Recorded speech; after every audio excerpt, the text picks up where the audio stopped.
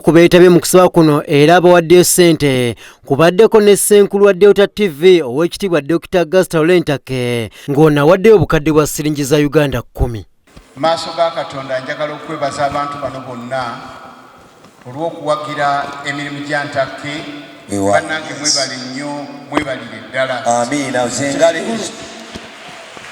kikulu nnyo. Reverend Muwonge Issebo olunaku olwali olwa mission okujja Busumba n'eyama $5,000,000 ye taata nzireesi kuba engalo tuyanza taata tuyanzege kuba engalo naawe sente ezo waawo baatugamba nti za luggi ye nja kufubanga nnyo buli lwe najja ku kizimba okuulira oluggi lwe nagula. Amiina.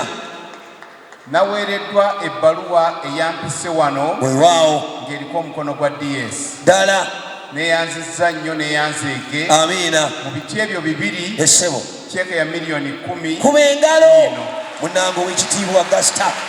Abalala bawaddeyo kubaddeko abakungu okuva mu Bwakabaka bwa Buganda, baminisita okuli minisita omubeezi ow'ebyamawulire n'okulungamya eggwanga Joyce Nabbosa Ssebuggwawo, ababaka ba Paalamenti nga bakulembeddwamu omubaka wa Lubaga North Abubakar Kawalya, bakansala n'abalala. Paul Mugaba y'abaddeyo ku Delta TV amasukulumu.